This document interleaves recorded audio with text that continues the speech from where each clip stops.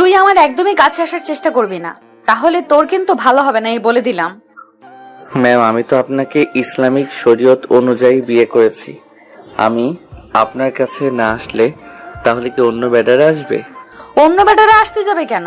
তুই আমার অনেক জুনিয়র আর আমার স্কুলে লেখাপড়া করিস। এই সম্পর্কটা যদি কেউ জানতে পারে তাহলে আমার মান সম্মান কোথায় যাবে একবারও বুঝতে পেরেছিস তুই? ঠিক আছে, আপনি যদি আমাদের সম্পর্কটা মানতে না পারবেন তাহলে সবার সামনে আমাকে বিয়ে করলেন কেন? আসলে তখন আমার মাথা ঠিক ছিল না, কি দিয়ে কি করব বুঝতে পারিনি। আমি সরি, আর কিছুদিন পর তোকে আমার কাছ থেকে মুক্ত করে দেব। মানে? মানে হলো কিছুদিন গেলে আমি তোকে ডিভোর্স দিয়ে দিব। তুই এতদিন আমার বাসায় থাকতে পারবি, সমস্যা নেই। কিন্তু হ্যাঁ, কলেজের কেউ জানি বুঝতে না পারে আমাদের সম্পর্কটা। নেহার কথা এতক্ষণে মাটির দিকে তাকিয়ে শুনছিল স্বাধীন। হঠাৎ নেহার দিকে তাকাতেই তার গা ঘেমে একাকার হয়ে যায়। নেহার গায়ে জড়ানো একটা লাল বেনারসি শাড়ি, কোমরটা দেখা যাচ্ছে ডিম লাইটের হালকা আলোতে, মুখে এক অন্য রকম মায়া। স্বাধীন একা অন্য ঘরের মধ্যে যেতে লাগে। নেহা স্বাধীনকে আরো অনেক কথা বলতে লাগে, কিন্তু সেইগুলো কিছুই শুনতে পায় না সে। নেহাকে নিয়ে এক অন্য কল্পনা রাজ্যে পাড়ি জমিয়েছে স্বাধীন। অন্যদিকে নেহা স্বাধীনকে তার কোমরের দিকে ট্যাপ ট্যাপ করে তাকিয়ে থাকতে দেখে রেগে যায়। স্বাধীনের গালে ঠাস ঠাস করে দুইটা থাপ্পড় লাগিয়ে দেয়। স্বাধীনের ঘোর ভেঙে যায়। বড় বড় চোখে ছলছল দৃষ্টিতে নেহার দিকে তাকিয়ে বলে, থাপ্পড় মারলেন কেন ম্যাম আমাকে? তোকে থাপ্পড় মারবো না জামাই আদর করবো? হ্যাঁ, আমার কোমরের দিকে ওরকম ভাবে তাকিয়ে আছিস কেন? তোকে না বললাম আমার কাছ থেকে তুই কোনো অধিকার চাইবি না? আর কি লুচ্চা তুই রে, ম্যামের দিকে অমন করে তাকাস। আমি লুচ্চামির কি করলাম ম্যাম? আমি তো আপনার কোমরের দিকে তাকিয়ে হারিয়ে গিয়েছিলাম। স্বাধীনের মুখ দিয়ে আচমকায় কথাটা বেরিয়ে যায়। নিজের জিভেতে নিজেই কামড় দিয়ে অন্যদিকে নেহার আগে শুধু ফুটেছে। কুত্তার বাচ্চা, তুই আমার দিকে তাকিয়ে থাকিস আবার আমাকে বাজে কমেন্ট করিস। যা রুম থেকে এক্ষুনি বের হবি। আর তোকে যেন আমার রুমে না দেখি। ওইরকম ভাবে তাকিয়ে আছিস, না জানি কখনো আমার উপর আবার আক্রমণ করিস। নেহার থাপ্পড় খেয়ে আর নেহার কথাগুলো শুনে স্বাধীন রেগে যায়। নিজের রাগকে আর কন্ট্রোল করতে না পেরে ধীরে ধীরে গতিতে নেহার দিকে এগিয়ে যেতে লাগে। অন্যদিকে নেহা স্বাধীন থেকে দিকে এগিয়ে আসতে দেখে ভয় পেয়ে যায়। না জানি এখন কি করবে ছেলেটা। দেখ, একদমই ভালো হবে না বলে দিচ্ছি। তুই আমার দিকে আর এক পাও যদি এগিয়ে আসিস তাহলে তোর একদিন কে আমার একদিন। আপনি আমার বিয়ে করা বউ ম্যাম, আমার সম্পূর্ণ অধিকার আছে আপনার উপর। আর কি বললেন আমি লুচ্চা, তাই না? ওয়েট, দেখাচ্ছি লুচ্চা কাকে বলে আর লুচ্চারা কি কি করতে পারে। দেখ, একদমই ভালো হবে না বলে দিচ্ছি। আমার রাগ উঠাস না কিন্তু, তাহলে কিন্তু তোকে এই বাড়িতে আর এক মুহূর্ত রাখবো না, বের করে দেব। তখন রাস্তায় রাস্তায় ঘুরে ঘুরে খাবি। নেহার কথায় স্বাধীনের কোনো হেলদোলি নেই। স্বাধীন অনবরত নেহার দিকে এগিয়েই যাচ্ছে। পিছু করতে করতে দেওয়ালের সঙ্গে পিঠ ঠেকে যায়। এই পাশ ওই পাশ দিয়ে কিছু খোঁজার চেষ্টা করে, কিন্তু কিছু আছে নাকি কিছুই খুঁজে পায় না। শেষমেশে স্বাধীন নেহাকে শক্ত করে দেওয়ালের সঙ্গে জড়িয়ে ধরে আর অনবরত নেহার ঘাড়ে কপালে কিস করতে লাগে। স্বাধীনের প্রত্যেকটা কিসেই নেহা কি পড়তে লাগে অন্য রকম ভালো লাগা কাজ করে তার, কিন্তু স্বাধীনকে বুঝতে দেয় না। অনবরত স্বাধীনের হাত থেকে সে ছোটার চেষ্টা করে, কিন্তু স্বাধীন তো নাছোড়বান্দা। দেখ স্বাধীন, একদমই ভালো হচ্ছে না কিন্তু, তোকে কিন্তু এর জন্য পস্তাতে হবে বলে দিলাম। কিন্তু স্বাধীন নেহার কথায় কোনো কর্ণপাতই দেয় না। এক এক করে নেহার শরীর থেকে শাড়ি খুলতে লাগে। নেহা নিজেকে সামলাতে না পেরে স্বাধীনের প্রত্যেকটা সারাতে রেসপন্স করতে লাগে। তারপর স্বাধীন নেহাকে খাটে ফেলে দেয়, তারপর ওর শরীরের উপরে উঠে বসে। তারপর দুজনে হারিয়ে যায় ভালোবাসার এক অতল গভীরে। প্রায় 2 ঘন্টা পর নেহার বুকের উপরে শুয়ে থাকে স্বাধীন। অনবরত ঘন ঘন নিঃশ্বাস ফেলছে দুজনে। শরীরে বিন্দুমাত্র কাপড় নেই, যেন একটি দেহ দুইটি আত্মা দুজনের একাকার। মাথার উপরে ফ্যান চলছে। নেহা ওইদিকে তাকিয়ে থেকে কিছুদিন আগে ঘটে যাওয়া কথাগুলো ভাবছে। ফ্ল্যাশব্যাক। নেহা কলেজ থেকে আসে, তার বাবা মা অনেকগুলো ছবি নিয়ে দেখছে তার মায়ের সঙ্গে। নেহাকে দেখতে পেয়েই নেহার বাবা নেহাকে উদ্দেশ্য করে বলে, মা এখানে বস, তোর বিয়ের জন্য অনেকগুলো ছেলে ঠিক করেছি, ছবিগুলো দেখে বল কোনটা তোর পছন্দ। বাবা মা, তোমাদের আমি তো বলেছি একবার আমি বিয়ে করব না, আর বিয়ে যদি করিও তাহলে তোমাদেরকে ছেড়ে আমি থাকতে পারবো না। আমি ভালো করে জানি তোমাদের ছাড়া কেউ, তোমরা বিদ্রোহ হয়ে গেলে কে দেখাশোনা করবে। আমি বিয়ে করব না, একবার বলেছি, 1000 বার বলে যাব।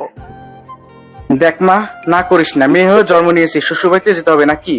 আরো কতদিন থাকবে নিজের বাড়িতে? হ্যাঁ, তোর বাবার কোনো কিছুর অভাব নেই, তারপরও নিজের স্বামী সংসার বলেও তো একটা কথা আছে নাকি? সেইটা না হয় মা দেখে নেব, কোনো এক সময় তোমাদের এই নিয়ে আর এগোতে হবে না। আর আমি তো তোমাদের একবার বলেই দিয়েছি বিয়ে করব না, আর বিয়ে যদি করিও অনেক দেরিতে। সদ্য মাত্র কলেজের ম্যাম হিসেবে জয়েন করেছি, যাক না আর কিছুদিন। কিন্তু মা দেখ, কি বিয়ে দিলে আমরা চিন্তামুক্ত হই? তুই কি চাস তোর বাবা চিন্তাতে না খেয়ে পেয়ে অসুস্থ হয়ে পড়ুক? নেহা তার বাবা আর মায়ের এমন কথা শুনে অনেকটাই বাকরুদ্ধ হয়ে যায়। নেহা নিজেও বুঝতে পারেনি তার বাবা আর মা এরকম ভাবে কথা বলবে। শেষে নেহা কঠোর গলায় তার বাবা আর মাকে উদ্দেশ্য করে বলে, তোমাদের যা ভালো হয় তাই করো, এতে আমার কোনো অমত নেই। কথাটা বলেই এক প্রকার রাগ দেখিয়ে নেহার রুমে চলে যায়। অন্যদিকে নেহার মা আর বাবা দুজনে নিজের মধ্যে বলাবলি করে। মেয়ে যে হতে যাচ্ছে না, তার বিয়ের বিষয় নিয়ে তাহলে আমরা আর না আগাই, ওর নিজের লাইফ ও নিজেই ঠিক করতে পারবে। দেখো, ওর কথা শুনে তো আমরা নিজেদের নামিয়ে রাখতে পারবো না। ওর ফিউচার বলে একটা কথা আছে, ওর স্বামী সংসার ছেলে মেয়ে এসব একটা দরকার আছে না? আর বাবা মা হিসেবেও তো আমাদের একটা দায়িত্ব, ভালো একটা ছেলের কাছে নিজের মেয়েকে তুলে দেওয়া। এই দেখো, এই দুটা ছেলেকে অনেক পছন্দ হয়েছে আমার। এই ছেলেটা এই শহরের একটা বিজনেস করে, আর এই ছেলেটা দেখতো চ্যানেলে সরকারি চাকরি করে। দেখে দুইটার মধ্যে কোনটা তোর পছন্দ? আমি একটা বার নেহাকে ছবিগুলো দেখিয়ে নিয়ে আসি, ওর এই দুইটা ছেলের মধ্যে কাকে পছন্দ হয়। কথাটা বলেই নেহার মা নেহার রুমের দিকে অগ্রসর হয়। দরজার কাছে গিয়ে কড়া নাড়তেই নেহা দরজা খুলে দেয়। নেহার মা খাটে গিয়ে বসে। অন্যদিকে নেহা সত্যই ওয়াশরুম থেকে বের হয়ে ড্রেসিং টেবিলের সামনে বসে থেকে চুল শুকাচ্ছে। তারপর তার মার দিকে তাকিয়ে নেহা বলে, মা কিছু বলবে? তোমাদেরকে তো বলেই আসতাম, তোমাদের যা ইচ্ছা তাই করো, আমার এতে কোনো দ্বিমত নেই। মারে, তুই কি আমাদের উপর রেগে কথা বলছিস না? মেয়ে হয়ে জন্ম নিয়েছিস, বিয়ে তো করতেই হবে। আর বাবা মা হিসেবে আমাদের তো একটা দায়িত্ব আছে নাকি? এই ছবি দুটো দেখ, তোর এই দুজনের মধ্যে থেকে কাকে পছন্দ হয়। নেহা ছবিগুলো দেখে না, তাকিয়ে বলে ডান পাশের ছেলেটা পছন্দ হয়েছে। তারপর নেহার মা ছবিটা নিয়ে তার বাবাকে দেয়। নেহার বাবা ছেলের সঙ্গে কথা বলে বিয়ের দিন তারিখ ঠিক করে। অন্যদিকে স্বাধীন তার বাবা মানি জন্মের পর থেকেই ফুটপাতে বড় হয়েছে। তারপর একটা দাদিমা তাকে কুড়িয়ে পায়, সে তাকে লেখাপড়া করিয়েছে। কিছুদিন হলো সেও মারা গিয়েছে। সে লেখাপড়ার খরচ চালানোর জন্য একটা ক্যাটারিং সার্ভিসের সঙ্গে যোগদান করে, যেটা রাতে যে কোনো বিয়ের ইনভিটেশন, জন্মদিনের ইনভিটেশন এইগুলো কাভার করে। এর পাশাপাশি স্বাধীন দিনের বেলাতে লেখাপড়া করে। দেখতে দেখতে নেহার বিয়ের দিনগুলো এগিয়ে আসে। নেহার বিয়েতে বিন্দু মাত্র মত নেই, কিন্তু তার মা আর বাবার দিকে তাকিয়ে বিয়েতে হ্যাঁ বলেছে সে। বিয়ের পোশাক আজকে থেকে শুরু করে কোনো জায়গাতেই নেহা যায়নি, বারবার এড়িয়ে এসেছে। বিয়ের দিন সকালে নেহা তার মার কাছ তার সঙ্গে নেহার বিয়ে হবে তার নাম্বারে মেসেজ করে তাকে ফোন করে নেহা। হ্যালো, আসসালামু আলাইকুম। কে? আমি কে এটা আপনার না জানলেও চলবে। আপনি যাকে বিয়ে করতে চলেছেন মেয়েটা অনেক বাজে, অনেক খারাপ, অনেক ছেলের সঙ্গে রিলেশন ছিল। ইভেন আপনি হয়তোবা জানেনও না, নেহার পেটে কিন্তু বাচ্চা আছে যার বাবার পরিচয় নেহা নিজেও জানে না। সে এর জন্য বিয়ে করতে রাজি ছিল না, সে চেয়েছিল বিয়ে না করে ছেলেটাকে জন্ম দিয়ে তাকে নিয়ে থাকতে। কে আপনি? আর এইসব কি বলছেন আমাকে? আর আপনি যে বলছেন এগুলো সত্যি কথা, তার কি প্রমাণ? প্রমাণ চাই আপনার, তাই না? আপনার হোয়াটসঅ্যাপে দেখেন, কয়েকটা ছবি পাঠিয়ে দিচ্ছি, ওইগুলো দেখলেই আমার মনে হয় আপনার আর কোনো প্রমাণ লাগবে না। আর এখন আমি রাখি, বাকিটা আপনার ইচ্ছে, একটা নষ্টা মেয়েকে বিয়ে করবেন কিনা। কথাটা বলেই নেহা ডেভিল একটা হাসি দেয়। অন্যদিকে ছেলেটা হোয়াটসঅ্যাপ ওপেন করতেই দেখতে পায় কয়েকটা পিকগুলো ওপেন করতে দেখে নেহা একটা হাসপাতাল থেকে বের হচ্ছে। একটা ছেলেকে জড়িয়ে ধরে নেহা একটা ছেলের কাঁধে মাথা দিয়ে পার্কে বসে আছে। আরেকটা ছবিতে আরেকটা ছেলের সঙ্গে কফির মগে দুইজনে স্ট্রিট দিয়ে কফি খাচ্ছে। এইগুলো দেখে যে কেউ মাথায় রাগ উঠে যেতে পারে। নেহার প্রতিটা ছেলে রাগ উঠে যায়, কিন্তু কি করবে বুঝতে পারি না।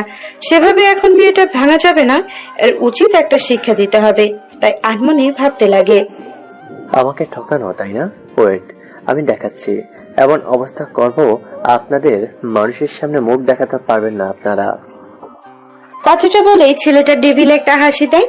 অন্যদিকে যতই সময় ঘনিয়ে আসে ততই নেহার মুখে হাসি ফুটে উঠেছে, কিন্তু বিয়ে বাড়ির সমাগম এখনো কমেনি। নেহা ভাবতে লাগে, তাহলে কি ছেলেটা এসব কিছু বিশ্বাস করেনি? ভেবে নেহার ঘাম ঘেমে একাকার হতে লাগে।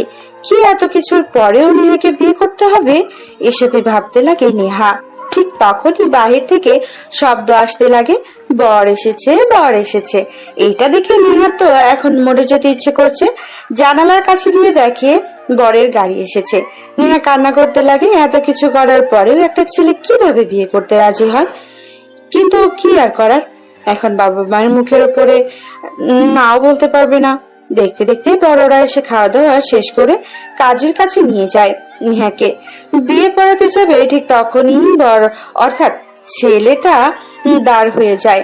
তারপর সবাইকে উদ্দেশ্য করে বলতে লাগে, এই যে দেখছেন মেয়েটা, বাজে একটা মেয়ে। ওনার পেটে বাচ্চা আছে, বাচ্চার বাবাকে সেটা উনি নিজে জানে না।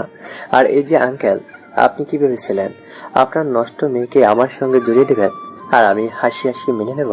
তা কখনই না। আপনার নষ্ট মেয়েকে আপনি কোথায় বিয়ে দেবেন তা জানি না, কিন্তু আমি বিয়ে করছি না। হাসি। ছেলেটা বলেই ছেলেটা বর আসন থেকে উঠে যায়। নেহা এতক্ষণে কান্না করছিল, হঠাৎ কথাগুলো শুনে হাসি রেখা ফুটে ওঠে সকলের সামনে। ইয়াহু একটা চিৎকার দেয়। সবাই নেহার দিকে ড্যাব ড্যাব করে তাকিয়ে থাকে। একটা মেয়ের বিয়ে ভেঙে গেছে, আর সে আবার সকলের সামনে ইয়াহু এনজয় করছে। মাথা ঘুরে পড়ে যায়। সবাই চিৎকার দিয়ে ওঠে। নেহা তার ঘুমটা উঠিয়ে তার বাবার কাছে যায়। তার বাবার অবস্থা বেগতিক দেখে নেহা কান্না করতে লাগে। এটা সে না করলেও পারত। তার একটা ভুলের জন্য তার বাবাকে হারাতে হবে, এ সবাই ভেবেছিল। ঠিক তখনই নেহার বাবা সবাইকে উদ্দেশ্য করে বলে, আই এম সরি, আমার মেয়েকে ভালো শিক্ষা দিতে পারি নাই। এর কারণে সে নষ্ট একটা মেয়ে। আমি আপনাদের কাছ থেকে হাত জোর করে ক্ষমা চাচ্ছি, আপনাদের সবাইকে নিমন্ত্রণ করে সকলের সামনে অপমান অপদস্থ করার জন্য। প্লিজ আমাকে ক্ষমা করে দিবেন। পাশ থেকে অনেকে অনেক কথা বলছে, আবার অনেক মেয়েরা নিজেদের মধ্যে ঘানাঘোষা করছে। পাশ থেকে নেহা সবকিছুই শুনছিল, কিন্তু তার এখন কিছুই করার নেই। নেহা কখনো ভাবতেও পারেনি যে বিয়ে ভাঙতে এসব করতে গেল এত বড় কিছু হয়ে যাবে। অন্যদিকে স্বাধীন নেহার বাসার ক্যাটারিং এর দায়িত্বে এসেছিল, কাজ করছিল। হঠাৎ এসব শুনতে পেয়ে অনেকটা অভাবী হয়ে পড়ে, কারণ বিয়েতে থাকা মেয়েটা ছিল তাদের কলেজের ম্যাম। প্রথম দেখাতে বুঝতে পারেনি, যখন ঘুমটা তুলে তার বাবার কাছে আসে তখন স্বাধীন চিনতে পারে। নিহার বাবার অবস্থা বেগতিক দেখে স্বাধীন একটা গ্লাসে পানি নিয়ে ভিড় ঠেলে সামনে দিয়ে নিহার বাবাকে দেয়। নিহার বাবা স্বাধীনের হাত থেকে পানি নিয়ে খায়, তারপর স্বাধীনের দিকে তাকিয়ে বলে, আচ্ছা বাবা, তুমি কি বিয়ে করেছো? আর তোমার কি গার্লফ্রেন্ড আছে? সবার সামনে এরকম প্রশ্নে শুনে স্বাধীন ভ্যাবাচেকা খেয়ে যায়। কি বলবে বুঝতে পারছে না, নিজেকে সামলে নিয়ে বলে, না আঙ্কেল, আমি বিয়ে করিনি, আর আমার গার্লফ্রেন্ডও নেই। এরকম অনাথ ছেলেকে কখনো কেউ ভালোবাসতে পারে নাকি? আবার যে কিনা নিজের খরচ নিজেই বহন করতে পারে না। কি বলছো বাবা? স্বাধীন একটু বাক্যে কাঁদো কাঁদো কণ্ঠস্বরে শুরু করে শেষ পর্যন্ত নিহার বাবাকে বলে। এটা শুনে নিহার বাবা অনেকটা খুশি হয়। তারপর স্বাধীনকে উদ্দেশ্য করে বলে, দেখো বাবা, তোমার লেখাপড়া খরচ ক্লাস আমার বড় বড় কোম্পানি আছে, তাদের দায়িত্ব তোমাকে দেব, বিনিময়ে তোমাকে আমার মেয়েকে বিয়ে করতে হবে। স্বাধীন কথাটা শুনে অনেকটাই অবাক হয়, কারণ মেঘ না চাইতেই জল। কিন্তু নিমেষে মেয়েটার অর্থাৎ নেহার কথাগুলো তার কানে ভাসতে লাগে। অনেক খারাপ, তার পেটে বাচ্চা আছে। স্বাধীন সেই কথাগুলোকে কর্ণপাত না দিয়ে আনমনে ভাবতে লাগে। উনি তো আমাদের কলেজের ম্যাম। আমি যতটুকু দেখেছি অনেক ভালো, কিন্তু তার নামে এসব মিথ্যা অপবাদ ছড়ালো। আবার হইতেও পারে মানুষের চেহারা দেখে তো আর মানুষের চরিত্র নির্ধারণ করা যায় না। আচ্ছা, না হয় বাদই দিলাম, আমার নিজের লাইফটা তো পরিবর্তন করতে পারবো, এটাই অনেক কিছু। অনেকে তো ধর্ষিতা ডিভোর্সি মেয়ে বিয়ে করেন, আমি নাই তো বাচ্চা সহ মেয়েকে বিয়ে করলাম। এটা না হয় এখন নতুন ইতিহাস হয়ে থাকলো। স্বাধীন এইসব কথা চিন্তা করে হ্যাঁ বলে দেয়। তারপর নিহার বাবা সবাইকে উদ্দেশ্য করে বলে, ভাই সাহেব, যারা এসেছেন প্লিজ খাওয়া দাওয়া করে যাবেন। আর আমার মেয়ের বিয়ে হবে আজকে এই মুহূর্তেই। তারপর নেহা স্বাধীনের দিকে তাকিয়ে সে চিনতে পারে না, ভাবতে লাগে কোথায় যেন দেখেছি, কিন্তু মনে করতে পারে না। তারপর নেহার বাবা স্বাধীনের হাতে একটা রুমি নিয়ে যায়, তারপরে একটা প্যাকেট দিয়ে বলে, বাবা এখানে শেরওয়ানি আছে, এগুলো পরে বাইরে আসো। কথাটা বলে নিহার বাবা চলে যায়। স্বাধীন প্যাকেটটা খুলে দেখে শেরওয়ানি, পায়জামা, চাদর আর ক্যাটারিং ড্রেসটা খুলে ফেলে। তারপর শেরওয়ানি আর পাঞ্জাবি পরে রুমের বাইরে আসে। তারপর নিহার বাবা স্বাধীনের হাত ধরে সব বড় আসনে নিয়ে যায়। এক পাশে স্বাধীন, অন্য পাশে নেহাকে নিয়ে বসিয়ে দেয়। তারপর কাজী সাহেব পুনরায় বিয়ের প্রস্তুতি শুরু করেন। দেখতে দেখতে বিয়ে হয়ে যায়। অনেক বাজে কমেন্ট, অনেক আবার ভালো কমেন্ট, আবার নেহার দোষও অনেকে ধরেছে, আবার নেহাকে ভালো বলেছে। এসবই বলেছে। দেখতে দেখতে বিয়ের সময় শেষ হয়ে যায়। নেহাকে তার রুমে রেখে আসা হয়। এতক্ষণে রুমটা সুন্দর করে সাজানো হয়ে গেছে। স্বাধীন সোজা ছাদে চলে যায়। মুক্ত আকাশে প্রাণ ভরে শ্বাস পেতে লাগে। সেইভাবে অনেকটা সময় পার হয়ে যায়। পকেট থেকে ফোন বের করেন। আবার ভাইবেন না টাচ ফোন, এটা একটা বাটন ফোন বের করে সময় দেখে রাত বাজে গেছে। ফোনটা পকেটে রাখতেই পেছন থেকে তার কাঁধে কেউ একজন হাত রাখে। স্বাধীন পেছনের দিকে তাকিয়ে দেখে নেহার বাবা। তারপর স্বাধীনকে উদ্দেশ্য করে নেহার বাবা বলে, বাবা জানি না কি তোমার পরিচয়, কিন্তু তোমার ব্যবহার দেখে এতটুকু বুঝতে পেরেছি তুমি অনেক ভালো মনের, ভালো স্বভাবের একটা ছেলে। আমি তোমাকে সেই প্রথম থেকে লক্ষ্য করেছিলাম। কাজের ক্ষমতা, সকলের সঙ্গে ভালো ব্যবহার, এইসব দেখে আমি মুগ্ধ হয়েছিলাম, কিন্তু ভাবতে পারিনি বিয়েটা এইভাবে ভেঙে যাবে আর তোমার সঙ্গে আমার মেয়েকে বিয়ে দিতে হবে। আচ্ছা বাদ দিই সেসব কথা, তুমি তো বলছো অনাথ, আজ থেকে আমার বাসাতে থাকবে আর তোমাকে কাজ করতে হবে না, লেখাপড়া করতে হবে, আমার অফিসগুলো দেখাশোনা করতে হবে তোমাকে। জি স্যার, আমি লেখাপড়াও করি, এর পাশাপাশি কাজ করি। আপনার মেয়ে অর্থাৎ নেহা ম্যাম যে কলেজের ম্যাম, ওই কলেজে আমি লেখাপড়া করি। ও আচ্ছা, তাহলে তো ভালোই। আর আমাকে স্যার বলো না, আমাকে বাবা কিংবা আঙ্কেল বলে ডাকো। হ্যাঁ আচ্ছা স্যার। ও সরি বাবা। স্বাধীনের কথা শুনে নেহার বাবা হালকা হেসে ওঠে। তারপর স্বাধীনের সঙ্গে আরো অনেক কথা বলে। দেখতে দেখতে প্রায় 12টা বেজে যায়। তারপর নেহার বাবা স্বাধীনকে উদ্দেশ্য করে বলে, যাও বাবা, রুমে যাও, আর কতক্ষণ বাইরে থাকবে? নেহমা তোমার জন্য অপেক্ষা করছে বুঝি। নেহার বাবার কথা শুনে স্বাধীন ছাদ থেকে নেমে নেহার রুমে প্রবেশ করে। রুমে প্রবেশ করে দরজা লাগিয়ে সামনে ফিরতেই দেখে নেহা দাঁড়িয়ে আছে। ফোনটা খুলে এটা দেখে রীতিমতো স্বাধীন একটু ভয় পেয়ে যায়। কি রে, তুই আমাকে বিয়ে করলি কেন? আমার সম্পর্কে এত বাজে কথা শোনার পরেও? ম্যাম দেখেন, আমি স্যারের দিকে তাকিয়ে আর না বলতে পারিনি।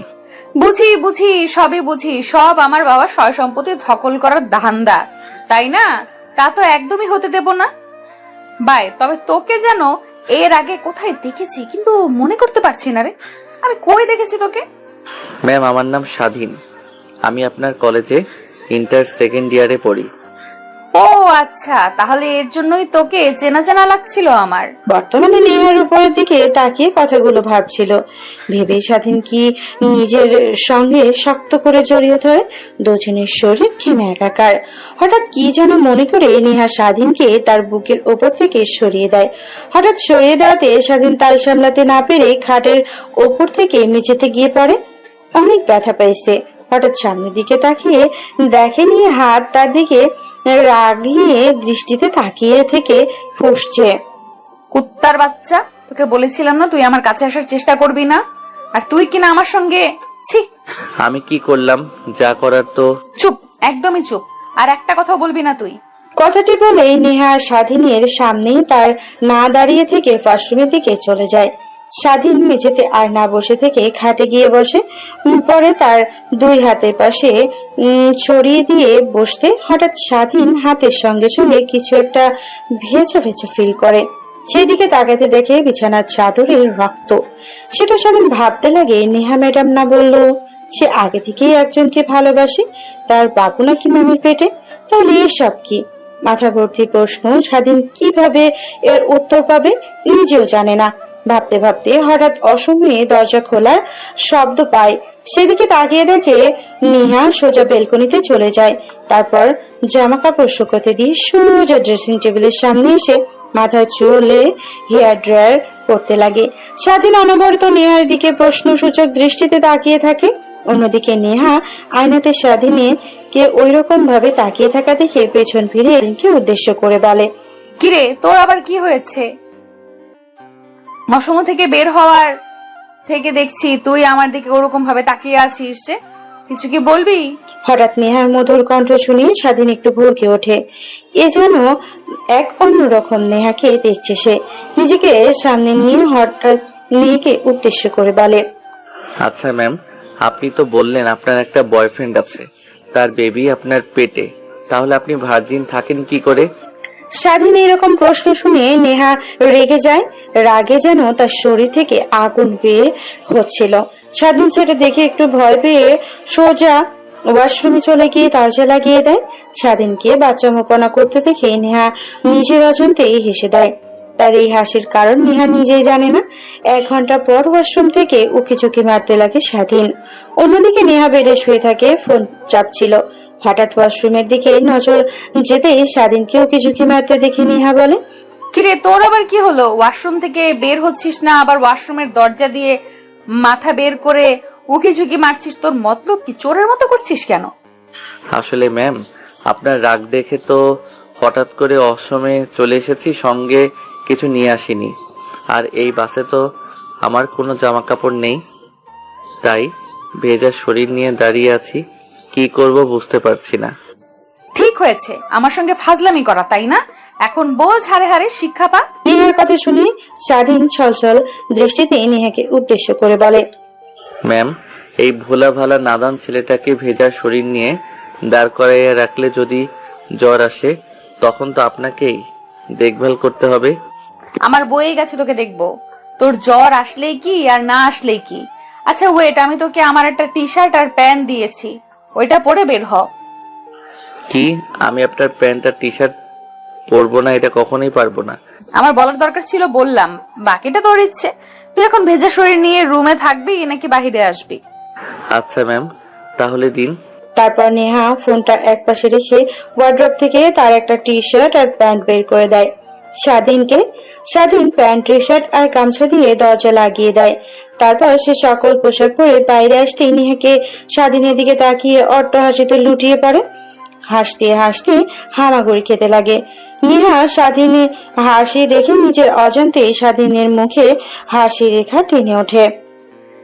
সারা জীবন শুনে এসেছি ছেলের পোশাক মেয়েরা পরে, আজকে আবার তার উল্টোটা দেখছি, মেয়ের পোশাক ছেলে পরেছে। হেসে নিন ম্যাম, একদিন আমারও সময় আসবে, সেদিন আমিও দেখিয়ে দেব আমি কি করতে পারি। এইরকম দিন আমার কখনোই আসবে না, হাহা। নেহার কথায় আর কোনো উত্তর না দিয়ে সারাদিন ড্রেসিং টেবিলের কাছে যায়। তারপর গিয়ে হেয়ার ড্রায়ার করতে লাগে। হঠাৎ আয়নার দিকে তাকাতে দেখে নেহা তার দিকে ট্যাপ ট্যাপ করে তাকিয়ে আছে। এইটা দেখে স্বাধীন তার মুখে হাসি দেখা টেনে একটু বর্ষা দিন নেহাকে উদ্দেশ্য করে বলে পেছনে ফিরে, সরি ম্যাম, আসলে রাতে নিজের মাথা ঠিক ছিল না, তাই আপনার সঙ্গে জোর করে। আরে বাদ দে, আসলে আমার উচিত ছিল তোকে বাধা দেওয়া, কিন্তু আমিও তোকে বাধা দিইনি। দুজনে সমান হোক। আর শোন, যা হবার তা হয়ে গেছে, নেক্সট টাইম আমার আশেপাশে আসার চেষ্টা করবি না। যদি এক রুমে থাকতে চাস তাহলে ভালো, না থাকতে চাস তাহলে আরো ভালো। যদি থাকতে চাস তাহলে ওই যে দেখছিস না সোফা, ওইখানে গিয়ে ঘুমাতে হবে, রাতে আমার আশেপাশে আসা যাবে না। ঠিক আছে ম্যাম, তা বুঝতে পারলাম। আর একটা কথা, আপনি কিছু মনে করবেন না তো? বল, বাট রাগ ওঠার কথা বললে তো মাথায় রাগ উঠে যাবে। তাহলে আর না বলি। নেহা বুড়ো পুচকে তাকিয়ে স্বাধীনকে উদ্দেশ্য করে বলে। আরে সমস্যা হবে না, তুই বল। আচ্ছা ম্যাম, আমার যতটুকু মনে হলো, আমি যেহেতু একজন সায়েন্সের স্টুডেন্ট, তাহলে যা বুঝতে পেরেছি, আপনি আমার সঙ্গে সর্বপ্রথম মেলামেশা করেছেন। তাহলে লোকে সমাজে যে আপনার নামে মিথ্যা দুর্নাম ছড়াচ্ছে, আপনার পেটে নাকি বাচ্চা, আপনি অনেকের সঙ্গে বেডে শুয়েছেন, তাহলে কি এগুলো সব মিথ্যা?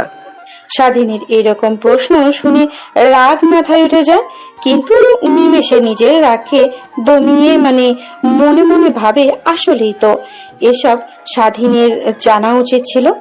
তাই বলে এখন আমি যদি তোকে বলি বাহিরে যে আমার নামে দুর্নাম ছড়াচ্ছে সেটা আমি ছড়িয়েছি, তাহলে তুই কি বিশ্বাস করবি? না ম্যাম, বিশ্বাস করতে যাব কেন? আপনি আমার নামে কিসের জন্য মিথ্যা অপবাদ ছড়াতে যাবেন, যেটাতে আপনার চরিত্র, আপনার ফ্যামিলি, আপনার মা বাবার সম্মান নষ্ট হবে? হ্যাঁ, কিন্তু আমি লোক সমাজে আমার নামে মিথ্যা কথা ছড়িয়েছি যেন বিয়েটা না হয়। আসলে আমি বিয়ে করতে চাইনি। আমার মা বাবা কেউ নেই এই পৃথিবীতে আমি ছাড়া। আমি যদি অন্য ঘরে চলে যাই তাহলে আমার মা বাবাকে কে দেখবে, ভাবতে পারছিস? তাই ভেবেছি কখনো বিয়ে করব না। বিয়ে করলেও অনেক দেরিতে, মা বাবা মরে যাওয়ার পর। কিন্তু আমার মা বাবা তো আমারে কিছুই চায় না। শেষমেশ বিয়ে ঠিক করে তারপরে ধীরে ধীরে যখন বিয়ের সময় ঘনিয়ে আসে, বিয়ের আগের দিন আমি ছেলেটাকে ফোন করে মিথ্যা কথা বলি, আমার নামে মিথ্যা অপবাদ দেই, অন্য আরেকটি নাম্বার দেই। ছেলেটা বিশ্বাস করেন, কিন্তু এইভাবে যে বিয়েতে এসে এরকম তুলকালাম কাণ্ড ঘটবে তা তো কখনো ভাবতেও পারিনি। আর তোর মতো একটা পিচি ছেলের সঙ্গে আমার বিয়ে হবে এটা তো কখনো কল্পনাতেও ভাবিনি। আসলে সরি ম্যাম, আমার আপনার বাবার কথা শুনে বিয়েতে রাজি হওয়া আসলে উচিত হয়নি। আরে সরি কেন বলছিস? তুই যা করেছিস ঠিকই করেছিস। ওখানে যদি তুই না হয়ে অন্য কোনো ছেলে থাকতো তাহলে হয়তো বা মুখের সামনে না বলে দিত, কিন্তু তুই অনেক ভালো। তুই চাচ্ছিলি না আমার বাবার কোনো ক্ষতি হোক, তাই তখন তুই বিয়েতে রাজি হয়ে গেছিস। আচ্ছা বাদ দে এসব কথা, তুই তো এতিম তাই না? তোর এই পৃথিবীতে কেউ নেই। হঠাৎ নেহার এমন প্রশ্নে স্বাধীন বা ক্রুদ্ধ হয়ে যায়। কান্না মিশ্রিত কণ্ঠে নেহাকে উদ্দেশ্য করে বলে, হ্যাঁ ম্যাম, আমার এই পৃথিবীতে কেউ নেই। জন্মের পর থেকে আমি রাস্তায় বড় হয়েছি।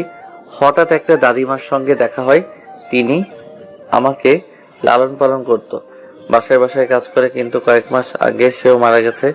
শেষমেশ আমি কোনো কিছু বুঝতে না পেরে পার্ট টাইম কাজ করি, প্লাস পড়াশোনা করি। শোন, তোর পড়াশোনার প্রতি আমি অনেক আগ্রহ দেখতে পাচ্ছি। তোর চোখে তুই যত দূর পর্যন্ত চাস তত দূর পর্যন্ত লেখাপড়া করবি, আমার বাসায় থাকবি, খাওয়া দাওয়া করবি, কোনো সমস্যা নেই। ভালোভাবে পড়াশোনা করতে পারলে আমি আমাদের কোম্পানিতে তোকে একটা ভালো পোস্টে জব দেব, তোর লাইফটা আমি সেটেল করে দিব। কিন্তু হ্যাঁ, আমার শর্তগুলো তোকে মানতে হবে। শর্ত? আচ্ছা ম্যাম, কিসের শর্ত? প্রথমত, তুই আমার কাছে একদমই আসার চেষ্টা করবি না। আমি যদি ভুল করেও তোর কাছে যাই আমাকে সরিয়ে দিবি। দ্বিতীয়ত, বাহিরে কেউ জানি জানতে না পারে আমি আর তুই স্বামী স্ত্রী, ইভেন বিশেষ করে কলেজে, তাহলে আমার মান সম্মান সব ধুলোয় মিশে যাবে। আর তৃতীয়ত, তোর মনের মতো করে তুই চলাফেরা করবি, কখনো তোকে আমি বাধা দেব না, কিন্তু আমি আমার মতো চলবো, কখনো স্বামীর অধিকার দেখাতে পারবি না। ঠিক আছে ম্যাম। কথাটা বলেই স্বাধীন পুনরায় তার চুল শুকাতে লাগে। স্বাধীনের দিকে অপলক দৃষ্টিতে তাকিয়ে থাকতে লাগে নেহা।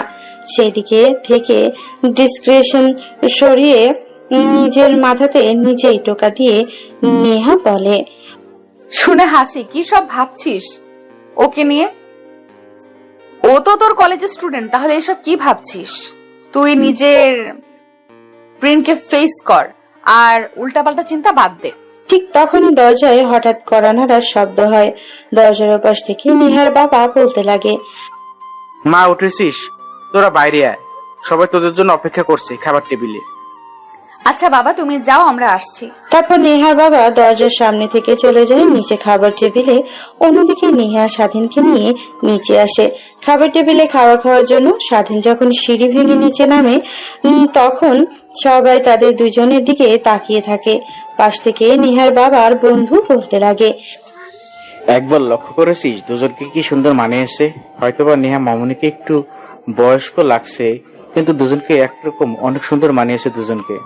শালা তুই আর নিজের শালা, তুই আর নজর দিস না, তোকে কত করে বললাম তোর ছেলেটাকে আমার মেয়ের সঙ্গে বিয়ে দে। আরে তুই হয়তো জানিস না, আমার ছেলে মেয়ে যে কলেজের ম্যাডাম সেই কলেজে লেখাপড়া করতো। তোর মেয়ের কথা বলতেই সে আমার পা জড়িয়ে ধরে কান্না করে বলতে লাগলো, বাবা, আমি কখনই বিয়ে করতে পারবো না। উনি আমাদের কলেজের ম্যাডাম, অনেক কিটকিটে আর রাগী। ওনার মতো একটা স্ত্রী থাকলে আর কি লাগে, জীবন এমনিতেই নরক হয়ে যাবে। তুমি আমাকে নিজের হাতে গলা চেপে ধরে মেরে ফেলো, তারপরও ওনার মতো মেয়ের সঙ্গে আমাকে বিয়ে দিও না। তারপর আমি আমার ছেলের কথায় কোনো রেসপন্স করি না, জোর করে বিয়ে দিতে চাই। কথাটা বলতে দুদিন পরে তো অন্য আরেকটা মেয়ে নিয়ে পালালো। হারামজাদা এখনো বাসায় আসেনি। শুনলাম কলেজ করে দুজন একসাথে বাসায় আসে না। আমি আর কি করব, বাবা হয়ে ওর অ্যাকাউন্টে প্রত্যেক মাসে টাকা পাঠিয়ে দেই, ও আর ওর স্ত্রী যেন ভালোভাবে চলতে পারে। নেহার বাবা আর নেহার বাবার বন্ধু দুজনে নিজেদের মধ্যে কথোপকথন করছিল। ঠিক তখনই বাবা আবার খাবার টেবিলে দুইজনে এক পাশে বসে। টেবিলের অপর দিকে থাকা নেহা চাচাতো বোনেরা স্বাধীনের দিকে তাকিয়ে বলতে লাগে, দুলা ভাই, রাতে বুঝি সিনিয়র বইয়ের অনেক প্যারা পাইছেন, তাই না? গালে লিপস্টিক দিয়ে ভরে আছে। স্বাধীন নেহা চাচাতো বোনের কথাটা শুনে নিজের গালে হাত দিয়ে দেখতে লাগে। অপরদিকে থাকা নেহা চাচাতো বোনেরা স্বাধীনের এইরকম কর্মকাণ্ড থেকে হাসাহাসি করতে লাগে আর বলতে লাগে, দেখেছিস, আমার কথাটাই ঠিক। তাহলে সিনিয়র বউ আপনাকে রাতে অনেক আদর করেছে। ভেবেছিলাম আপুকে যে রাগী হয়ে থাকতে, ভেবেছিলাম তো আপনার খবর আছে, কিন্তু এইসব হয়ে গেল তা তো আমরা ভাবতেও পারিনি। অন্যদিকে নেহা স্বাধীনের এরকম বাচ্চামো দেখে না করতে নিজের অজান্তে মাথায় হাত দিয়ে মনে মনে বলতে লাগে, হায় রে কপাল, কি একটা ছেলের সঙ্গে বিয়ে দিয়ে দিল বাবা, বাচ্চা কোথাকার। ও তো গোসল করেছেন, মুখেও তো লিপস্টিক থাকার কথা না, তারপরেও এতজনের সামনে শরম দেওয়ার জন্য নিজের গালে হাত দিয়ে দিল। অন্যদিকে নেহা চাচাতো বোনেরা বুঝে যায় স্বাধীনের গালে হাত দেওয়াতে যে তাদের মধ্যে রাতে কিছু না কিছু তো হয়েছেই। এর কারণেই হয়তোবা স্বাধীন লিপস্টিক দেখার জন্য গালে হাত দিয়েছিল। স্বাধীন আর মাথা তুলে তাকাতে পারছে না, নিচের দিকে তাকিয়ে আছে। অন্যদিকে নেহা চাচাতো বোনেরা স্বাধীনকে অনবরত বলেই চলেছে, আচ্ছা ভাইয়া, রাত কটা পর্যন্ত জেগেছিলেন? আচ্ছা, প্রথমে কি শুরু করেছিল, আপনি নাকি আপু?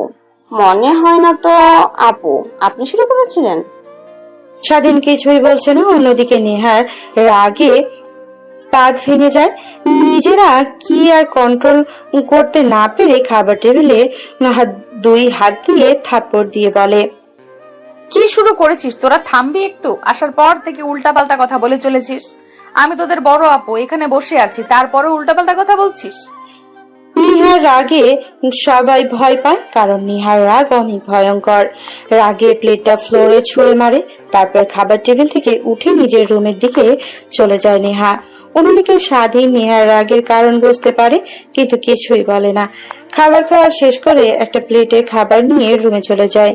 তারপর রুমে গিয়ে দেখে নেহা খাটের উপরে আতশোয়া হয়ে কিছু একটা ভাবছে। খাবার প্লেটটা টি টেবিলে রেখে স্বাধীন বলে, ম্যাম, এই নাম আপনার জন্য খাবার নিয়ে এসেছি, বানিয়েও নিয়ে এসেছি। আর হঠাৎ রেগে গেলেন যে? ওনারা তো আমার সঙ্গে ফাইজলামি করছিল, আর আপনি রেগে গেলেন, যেখানে লেগে যাওয়ার কথা আমার। হঠাৎ নেহা খাট থেকে উঠে স্বাধীনের কলার চেপে ধরে পেছনের দিকে নিয়ে যেতে যেতে স্বাধীনকে দেওয়ালের সঙ্গে চেপে ধরে স্বাধীনের নিঃশ্বাস নিতে কষ্ট হয়। নেহা রাগে কটমট করতে করতে বলে, কুত্তার বাচ্চা, রাতে তুই যদি ওরকম না করতি তাহলে তো আর এসব হতো না। আমার ডিভোর্স লাগবে, তোর সঙ্গে থাকতে পারবো না আমি। তোর টাকা লাগবে তাই না? তোর যত টাকা লাগে তত টাকা আমি দেবো। তোকে বলেছি না তোর লেখাপড়ার খরচ, হ্যাঁ, তোর ব্যাংক অ্যাকাউন্ট করে ওইখানে আমি টাকা দেব। তুই প্রত্যেক মাসে টাকা বের করে চলবি। এখন বল, তোর আর কত টাকা লাগবে আমাকে ছেড়ে যেতে? আমি তোর সাথে থাকতে চাই না। ছাড়ুন, আমাকে কি ভেবেছেন আমি লোভী? হ্যাঁ লোভী, আসলে মানুষের মায়ার অনেক লোভ। আমার আপনার বাবা কান্না করতে করতে বলেছিল, তাই আপনি কি বিয়ে করেছি। আপনাদের টাকা দেখে না আর কি বলছেন টাকা লাগবে? একটা টাকাও লাগবে না। কিউটি পেলে খাবার রাখা আছে, খাবার খেয়ে নেন, তারপর না হয় কাজী অফিসে গিয়ে আমাকে ডিভোর্স দিয়ে দিয়েন। কথাটা বলে 3:30 রুমের মধ্যে আর না থেকে বেলকনিতে চলে যায়। বাহিরের দিকে তাকিয়ে স্বস্তির একটা নিঃশ্বাস ফেলে। আসলে এই অল্প কিছু সময়ের মধ্যে নেহার প্রতি অন্য এক রকম মায়া কাজ করতে লাগে স্বাধীনের। কিন্তু কি করবে, সে তো চাইলেও নেহাকে কাছে রাখতে পারবে না। কোটিপতি বাবার একমাত্র মেয়ে, আর সে মাত্র একটা রাস্তায় বড় হওয়া ছেলে। কখনো এক হতে পারবে না। এই অল্প কিছু সময়ের মধ্যে নেহাকে নিয়ে অনেক স্বপ্ন দেখে ফেলেছিল স্বাধীন। সেসব ভেবেই নিজের অজান্তেই স্বাধীনের চোখ দিয়ে এক ফোঁটা অশ্রু বের হয়। সেদিন নিজের হাত দিয়ে চোখ মুছে ফেলে আর আনমনেই ভাবতে লাগে, কান্না করছিস কেন? কার জন্য কান্না করছিস? একটা মেয়ের জন্য চাই কিনা তোকে কোনো মূল্যই দেয় না। কঠোর হতে হবে, আমাকে দেখিয়ে দিতে হবে।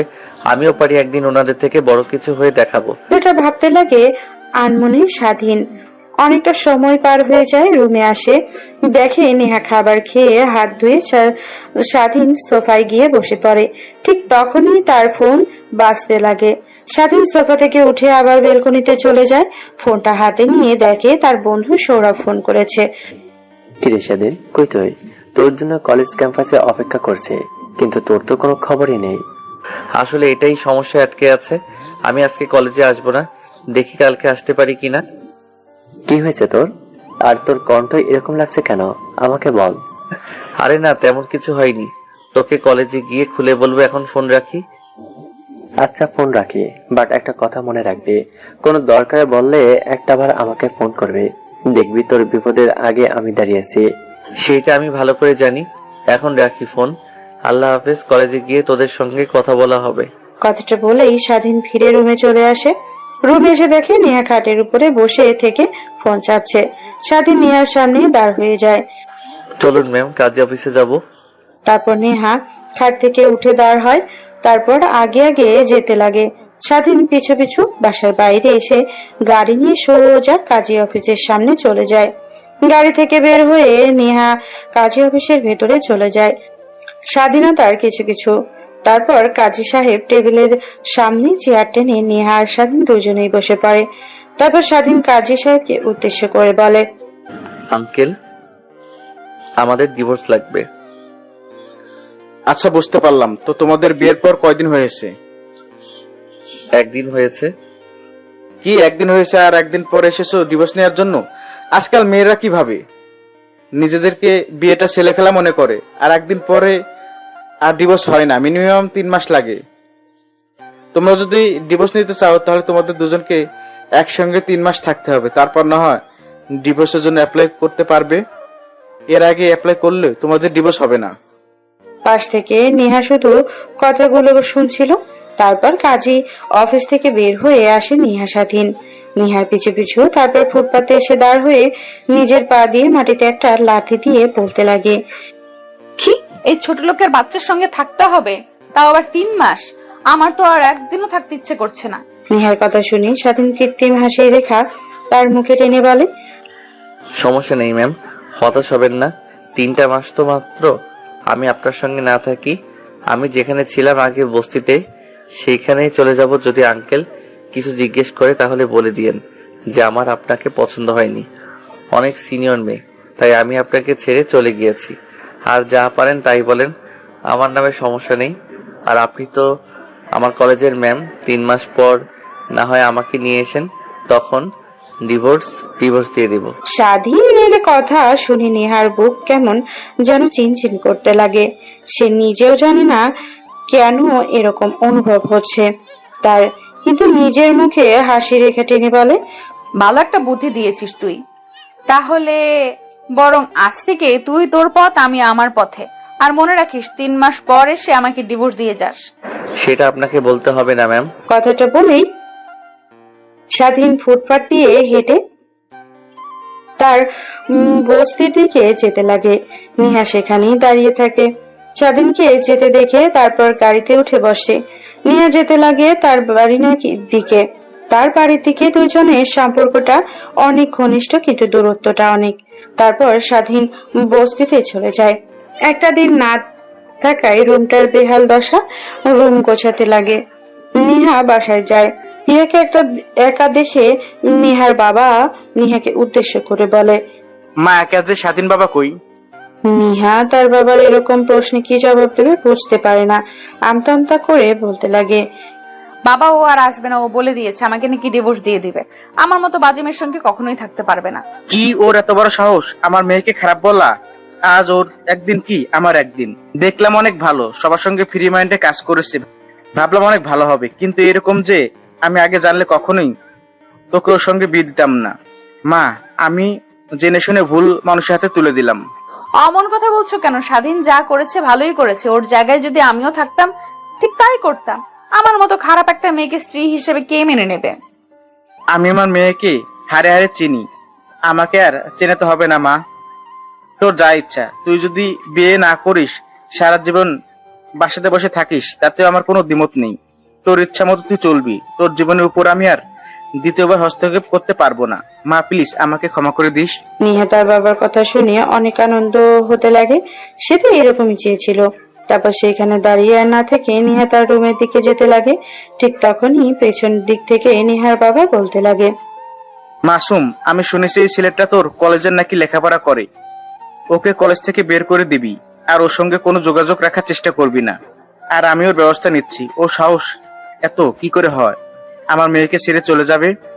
ওকে মেরে হাসপাতালে ভর্তি না করতে পারলে আমার শান্তি হবে না। নেহা তার বাবার কথার উত্তরে কি বলবে বুঝতে পারে না। পেছনের দিকে নেহা তার বাবার দিকে ফিরে পুনরায় রুমের ভেতরে ঢুকে যায়। দরজা লাগিয়ে দিয়ে নিজের অজান্তে নেহা নাচতে লাগে। নিমেষে কিছু একটা চিন্তা করে দিয়ে বসে পড়ে। ফোন হাতে নিয়ে ফোনে ফেসবুকিং স্ক্রলিং করতে লাগে। অন্যদিকে স্বাধীন তার রুম গোছানো হলে অনেক ক্ষুধা লাগে। পকেট হাতে দিয়ে দেখে অল্প কিছু টাকা রয়েছে।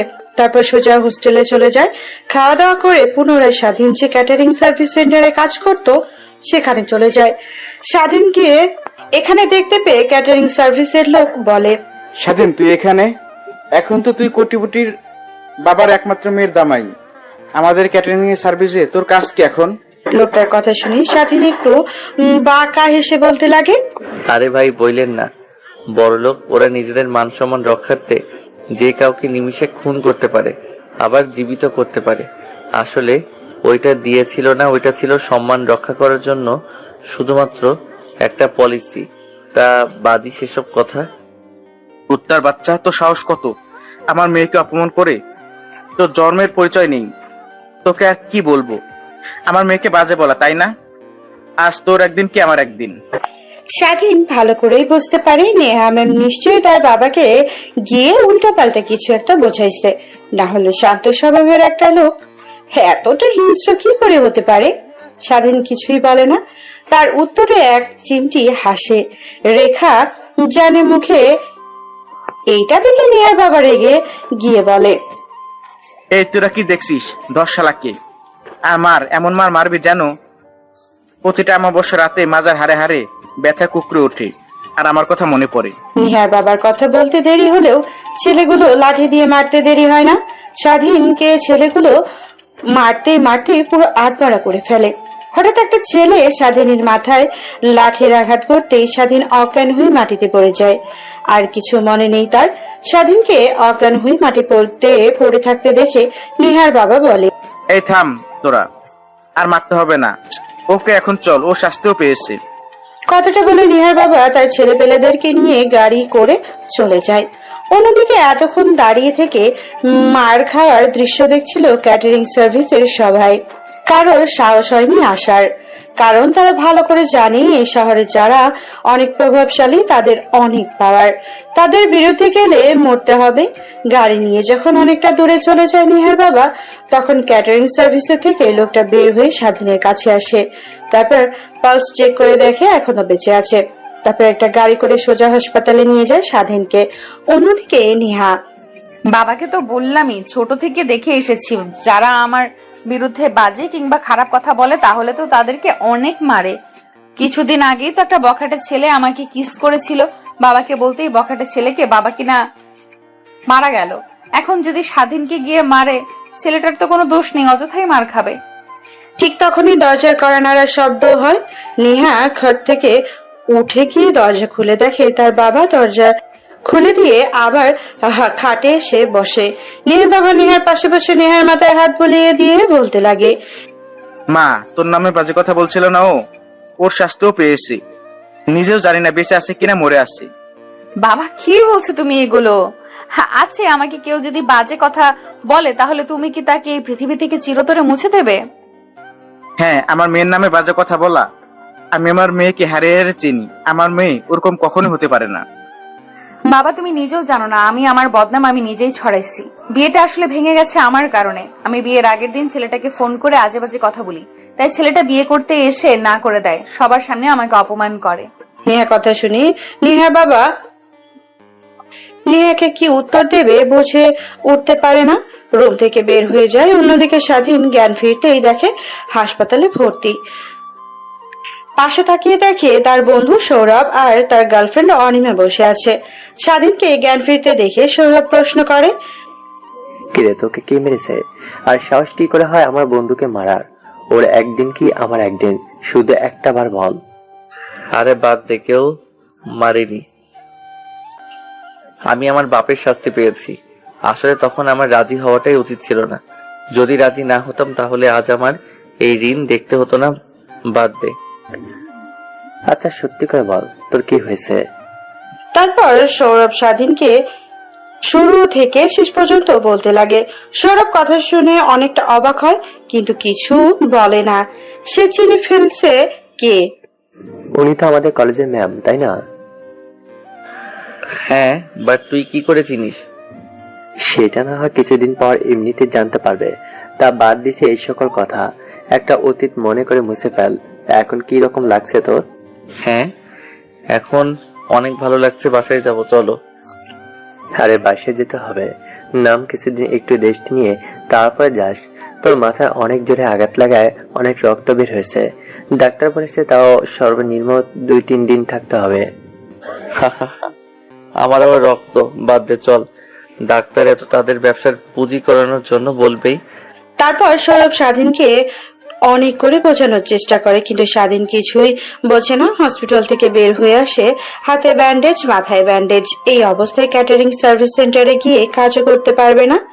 তাই সৌরভের সঙ্গে একটা রেস্টুরেন্টে যায়, খাওয়া দাওয়া করে সারাদিন তার বস্তিতে চলে যায়। অন্যদিকে তাহলে স্বাধীনের নেহা ম্যামের সঙ্গে বিয়ে হয়েছিল, তাই না? তোমার যার সঙ্গে বিয়ে হওয়ার কথা ছিল উনি তো? হ্যাঁ, তুমি ঠিকই দেখেছো কতটা বাজে। তুমি বলতে ভালো, অনেক ভালো, কিন্তু দেখেছো তার মনের ভিতর কতটা কালো। আসলে মানুষের উপরটা দেখে ভেতরটা নির্ধারণ করা যায় না। অনেক বাজে একটা মেয়ে, তাই তো আমি বিয়ে করতে রাজি হইনি, তোমাকে বিয়ে করেছি। তারপর তারা দুইজন নিজেদের মধ্যে কথোপকথন করতে লাগে। স্বাধীন ঘুমিয়ে পড়ে, ঘুম ভেঙে যায়। পরের দিন সকালে ঘুম থেকে উঠে খাবার রান্না করতে চলে যায়। আসলে স্বাধীন সবই পারে। রান্না করে খাওয়া দাওয়া শেষ করে স্বাধীন চলে যায় কলেজে গিয়ে সৌরভদের সঙ্গে আড্ডা দিতে লাগে। ক্লাসের সময় হলে স্বাধীন ক্লাসে চলে যায়। এক এক করে সবাই ক্লাসে করতে লাগে। স্বাধীন মনোযোগ দিয়ে পড়তে লাগে। নিহার ক্লাস আসতেই নিহা ক্লাসরুমে আসে। প্রথমে নজর দেয় স্বাধীনের দিকে। মাথায় ব্যান্ডেজ করা, হাতে পায়ে ব্যান্ডেজ ইউজ করা। বোঝা যায় অনেক মেরেছে তার বাবা, কিন্তু এগুলো তো ছেলের মধ্যে, তো তাকে গিয়ে কিছু বলতে পারবে না। এক এক করে স্বাধীন সব কটা ক্লাস শেষ করে বাইরে পট গাছের নিচে বসে আড্ডা দিচ্ছিল। ঠিক তখনই নিহা স্বাধীনের কাছে এসে বলে, একটু এইদিকে আসো, তোমার সঙ্গে কিছু কথা বলার আছে। না ম্যাম, যা বলার এখানে বলেন। আমার বন্ধু আর কোথাও যাবে না। আবার যদি আপনার বাবাকে নিয়ে উল্টোপাল্টা কথা বলেন তখন তো আবার আমার বন্ধুকে মারবে। যা বলার এখানে বলেন। একটু এইদিকে আসো, তোমার সঙ্গে ইম্পর্টেন্ট কিছু কথা বলার আছে। তারপর স্বাধীন সেখান থেকে উঠে খানিকটা দূরে গিয়ে দাঁড়ায়। তার পিছু আসে নেহা, স্বাধীনকে উদ্দেশ্য করে বলে, আসলে আই এম সরি, আমি কখনো ভাবতেও পারিনি আমার এই মিথ্যা বলার কারণে তোমাকে আমার বাবা মারবে। সরি, আমাকে মাফ করে দিও। আরে না ম্যাম, সরি বলছেন কেন? আমরা তো মানুষই না, আমাদের আবার সরি বলতে হবে? আমি কিছু মনে করিনি, আপনি এখন আসতে পারেন। স্বাধীনের এরকম কথা শুনে নিহার বুকে চিনচিনে ব্যথা করতে লাগে। নিজের অজান্তে একটু কিছু হারানোর অনুভব পাইছে। এইভাবে পেরিয়ে যায় অনেকটা দিন। দেখতে দেখতে কলেজের নবীনবরণ সব শুরু হয়ে যায়। সবাই যে যার মতো সাজুকুজু করে কলেজে এসেছে, কিন্তু স্বাধীন প্রত্যেক দিনের ন্যায় আজকেও এমন ভাবে এসেছে কলেজে। কিন্তু নেহা দিন দিন স্বাধীনের উপরে কেমন যেন দুর্বল হতে লাগে। নেহা নিজেও জানে না কি কারণে। নেহা একটা গায়ের শাড়ি পরে এসেছে, মাথায় স্কার্ফ বেঁধে এসেছে, সবার সঙ্গে একত্র হয়ে দাঁড়িয়ে অনুষ্ঠান দেখছিল।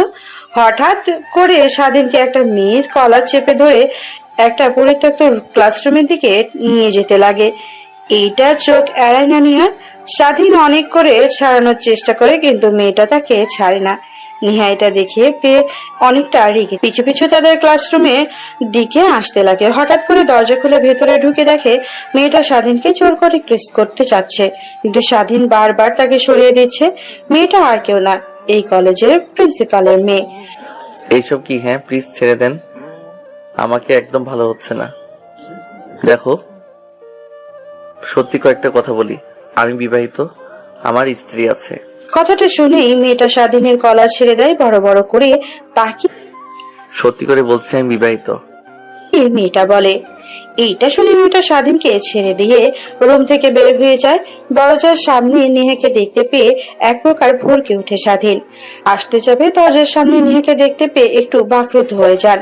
নেহা স্বাধীনকে দেখে নিজেকে সামলাতে পারে না, ক্লাসরুমের দরজাটা ভেতর থেকে আটকিয়ে দেয়। তারপর গুটি গুটি পায়ে স্বাধীনের দিকে এগিয়ে আসতে লাগে। স্বাধীনের দিকে যত এগিয়ে আসছে নেহা ততই স্বাধীনের পিছু যেতে লাগে। দেওয়ালের সঙ্গে পিঠ থেকে গেলে নেহাকে উদ্দেশ্য করে বলে স্বাধীন, ম্যাম, এইসব কি করছেন? প্লিজ, আপনার বক্তব্য আমার ভালো লাগছে না, আমাকে যেতে দেন, বাইরে সবাই আমার জন্য অপেক্ষা করছে। তুই যা ভেবেছিস তাই হবে আজকে। দেখুন ম্যাম, অযথা মায়া বাড়ি আর কি লাভ? আর মাত্র 2 মাস পরে তো আপনাকে ডিভোর্স দিতে হবে, অযথা মায়াটা বাড়িয়ে কি লাভ? আমি যদি তোকে ডিভোর্স না দেই তাহলে কি করবি তুই? মানে? ওয়েট দেখাচ্ছি। কথাটা বলে নেহা স্বাধীনের ঠোঁটের সঙ্গে ঠোঁট লাগিয়ে চুষতে লাগে। প্রায় 5 মিনিট পর ছেড়ে দিতেই স্বাধীন হাঁপাতে লাগে। স্বাধীনকে দেখেই নেহার মনের মধ্যে কেমন যেন শিহরণ জেগে ওঠে, এক অন্যরকম ভালো লাগা কাজ করে। ঠিক তখনই স্বাধীন নেহার দিকে রাগী দৃষ্টিতে তাকিয়ে বলে, দেখুন ম্যাম, আপনি কিন্তু আপনার লিমিট ক্রস করছেন, বাজে একটা মেয়ে। আমি বাজে একটা মেয়ে, তাই না? কি কি করতে পারি? কথাটা বলে নিহা তার বুকের উপর থেকে কাপড় সরিয়ে ফেলে। স্বাধীন ওইদিকে এক পলক তাকিয়ে চোখ বন্ধ করে ফেলে বলতে লাগে, দেখুন ম্যাম, আপনি ডিভোর্স চেয়েছেন, আমি দিয়ে দিব 2 মাস পর। তারপরে এগুলো কি? প্লিজ, অযথা সম্পর্ক তৈরি করে কি লাভ বলেন? উল্টাপাল্টা কিছু হয়ে আপনার পেটে বেবি চলে আসে, তখন কি হবে? তার ভবিষ্যৎ কি হবে? তার ভবিষ্যৎ কি হবে মানে? তুই হবি বাবা, আমি হব মা, সুখে একটা সংসার বলবো দুজনে মিলে। আর ওর সাহস কি করে হয় আমার জিনিসের দিকে হাত বাড়ানোর? আমার জিনিস তো আমি খাবো, অন্যজনের তো স্পর্শ করে দেখতে পারবে না। কথাটা বলে নিহা স্বাধীনকে নিয়ে একটা বেঞ্চের উপরে শুয়ে পড়ে। স্বাধীন অনেক করে তার কাছ থেকে ছোটার নিহাকে সরানোর চেষ্টা করে, কিন্তু নাছোড় বান্দা স্বাধীনকে ছাড়ছে না। শেষমেশ নিজেকে আর সামলাতে না পেরে স্বাধীন নেহার সঙ্গে তালে তাল মেলাতে লাগে। নিমেষেই হারিয়ে যায় প্রয়োজন ভালোবাসার অথর গভীরে। প্রায় 2 ঘন্টা পর পুরো ক্লাসরুমটা নিস্তব্ধ। দুজনের শুদ্ধ ঘন ঘন নিঃশ্বাসের শব্দ হচ্ছে। দুজনের গা ঘেমে একাকার হয়ে আছে। স্বাধীন আষ্টে পৃষ্ঠে জড়িয়ে রেখেছে নেহাকে, যেন ছেড়ে দিলেই স্বাধীন চলে যাবে অনেক দূরে। নেহা স্বাধীনের বুকের উপর থেকে মুখ সরিয়ে স্বাধীনের দিকে তাকায়, দেখে স্বাধীন উপরের দিকে তাকিয়ে আছে। তারপর স্বাধীনকে একটা কিস করে, তারপর বলতে লাগে, আমাকে কি আর দ্বিতীয়বার সুযোগ দেওয়া যায় না? আমি নিজেকে পরিবর্তন করে তোমাকে নিয়ে সুখে শান্তিতে থাকতে চাই। আমি এই কয়টা দিনে বুঝতে পেরেছি আমি কতটা মিস করেছি তোমাকে। নেহার কথা শুনতে স্বাধীন কৃত্রিম হাসির রেখা তার মুখে টেনে বলতে লাগে, দেখুন ম্যাম, এটা ক্ষণিকের ভালোবাসা মাত্র, একটা শরীরের প্রতি আরেকটা শরীরের টান, শুধু এর থেকে বেশি কিছু না। আর আপনি যেটাকে বলছেন ভালোবাসা, সেটা হয়তো কিছুদিন পর এমনিতেই কেটে যাবে। আর আপনি কখনোই আমার সঙ্গে থাকতে পারবেন না। আপনি নিজেই তো বলেছেন আমি বাজে একটা ছেলে, বাবার পরিচয় নেই, রাস্তাতে বড় হয়েছি। আর আপনার বাবা কথা তো বাদই দিলাম, আপনাকে কি বলেছি না বলেছি সেটা তো আপনি জানেন। আমার নামে মিথ্যা কথা বলে আপনি আপনার বাবাকে দিয়ে আমাকে মেরেছেন, তা বললে ভুল হবে। হয়তোবা আপনার বাবা রেগে গিয়ে আমাকে মেরেছে, বাদ দেন সেসব কথা, এখন ছাড়েন আমাকে। আপনি যদি চান যখন যেখানে যেতে বলবেন আমাকে, তখন সেখানে যাব, আপনাকে সুখ দিয়ে আবার চলে আসব। কিন্তু কখনোই আমাকে ভালোবাসার কথাটা বলবেন না। তার মানে তুমি আমাকে বোঝাতে চাচ্ছ যে আমি তোমার দেহকে ভালোবাসি, তোমাকে না? কথাটা বলে স্বাধীনের বুকের ওপর থেকে নেহা উঠে যায়। তারপর শাড়ি ঠিক করে ক্লাসরুম থেকে বের হয়ে যায়। অন্যদিকে সৌরভ স্বাধীনকে অনেকক্ষণ ধরে খুঁজছে কিন্তু কোথাও পাচ্ছে না। হঠাৎ নেহাকে একটা পরিত্যক্ত ক্লাসরুম থেকে বের হতে দেখে যেতে খানিকটা অবাক হয়। সৌরভ সেই দিকে যায়, ক্লাসরুমে উকি মারতে দেখে স্বাধীন সেইখানে। তারপর সৌরভ স্বাধীনের কাছে গিয়ে বলে, কি হয়েছে তোর? এই পরিত্যক্ত রুম দাঁড়িয়ে আছিস আর নেহা ম্যামকে দেখলাম এই রুম থেকে চলে যেতে। কি হয়েছে বল?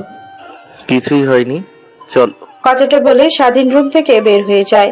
তার পিছু পিছু সৌরভও চলে আসে। তারপর নবীন বরণ উৎসবের কাছে গিয়ে দেখতে লাগে সেইভাবে পড়ে যায় দিনটা। রাতের বেলা স্বাধীনতা তার রুমে গিয়ে খাটে শুয়ে পড়ে ভাবছিল। হঠাৎ করে ম্যামের কি হলো? সে এইসব কথা বলছে যে হয়তোবা এটা তার মহৎ না হয় আমার দেহের প্রতি তার লালসা, নাকি আসলেই সে আমাকে ভালোবাসতে শুরু করেছে। স্বাধীন এসবে ভাবছিল। অন্যদিকে নেহা তার বাবার সঙ্গে খাবার খাচ্ছিল। হঠাৎ তার বমি বমি অনুভব হয়। তারপরে দৌড়ে বেসিনের কাছে গিয়ে বমি করতে লাগে। এটা দেখে নেহার বাবা একটু চিন্তিত হয়ে পড়ে। তারপর নেহার কাছে গিয়ে মাথায় হাত বুলিয়ে দিতে দিতে বলে, মা তোর কি হয়েছে, ঠিক আছিস তো? হ্যাঁ বাবা, ঠিক আছে। জানি না হঠাৎ করে কি হলো, বমি হতে শুরু করলো। ডাক্তারকে ফোন করব আসার জন্য? না বাবা, ফোন করতে হবে না, বেশ কিছুদিন হলো এরকম হচ্ছে। ভাবছি ডাক্তারের কাছে গিয়ে পরীক্ষা করে আসবো কলেজ থেকে আসার সময়। আচ্ছা মা। কথাটা বলে নিহার বাবা খাবার খেয়ে তার রুমে চলে যায়। কোন দিকে নিহার আর খাবার খেতে ইচ্ছে করে না, তার রুমে চলে যায়। ফোন বের করে বাচ্চাদের ভিডিও দেখতে লাগে। নিজের অজান্তেই কেন যেন এইগুলো দেখতে ভালো লাগছে। রাত যখন অনেকটা গভীর হয়ে যায়, নিহার চোখে কোনো ঘুম নেই। কেমন যেন টক খেতে ইচ্ছে করছে তার। তাই রুম থেকে বের হয়ে কিচেন রুমে চলে আসে। ফ্রিজ থেকে আচারের কৌটোটা বের করে খেতে লাগে। এইদিকে নিহার বাবার অনেক পানি তৃষ্ণা পাওয়ায় নিচে আসে পানি খাবার জন্য।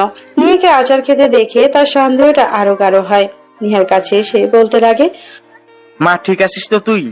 তোকে দেখে অনেকটা পরিবর্তন লাগছে। হ্যাঁ বাবা, ঠিক আছি। না জানি কি কারণে অনেক টক খেতে ইচ্ছে করছে, তাই খেলাম। থাকো, রুমে যাই, অনেক ঘুম পেয়েছে। কথাটা বলে কৌটাটা আটকে ফ্রিজে রেখে নেহা তার রুমে চলে যায়। অন্যদিকে নেহার বাবার মাথা ঘেমে একাকার হয়ে যেতে লাগে। সে যার চিন্তা করছে তার যদি সত্যি হয়, রাতটা পেরিয়ে যায়। সকালবেলা ফ্রেশ হয়ে কলেজে চলে যায় নেহা ক্লাস করানোর জন্য। এক এক করে সবার ক্লাস করাতে লাগে। স্বাধীন ক্লাসরুমে এগিয়ে ক্লাস করার ছিল।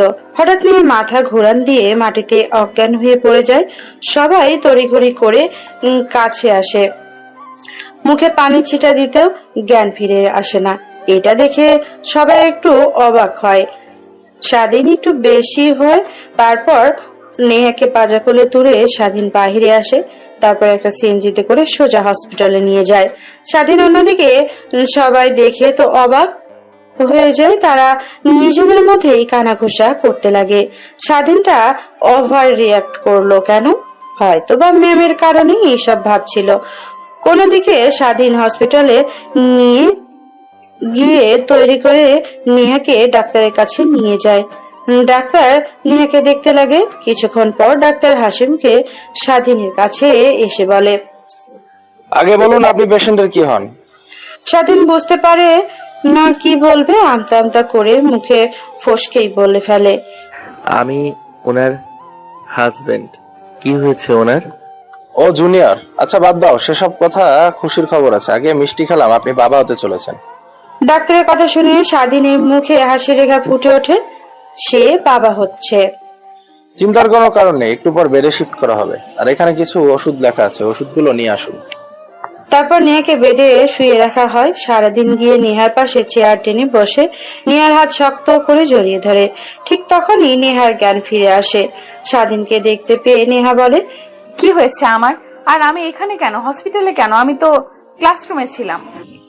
ম্যাম, আপনি মা হতে চলেছেন। মানে? তারপরেও স্বাধীন তার হাতে থাকা রিপোর্টগুলো নেহার দিকে এগিয়ে দেয়। রিপোর্টগুলো দেখে নেহা স্বাধীনকে শক্ত করে জড়িয়ে ধরে গালে কপালে কিস করে বলতে লাগে, এখন অন্তত আমাকে ছেড়ে চলে যেও না। আমাদের বাবুর কথা চিন্তা করে ওনার তো এখন বাবা দরকার।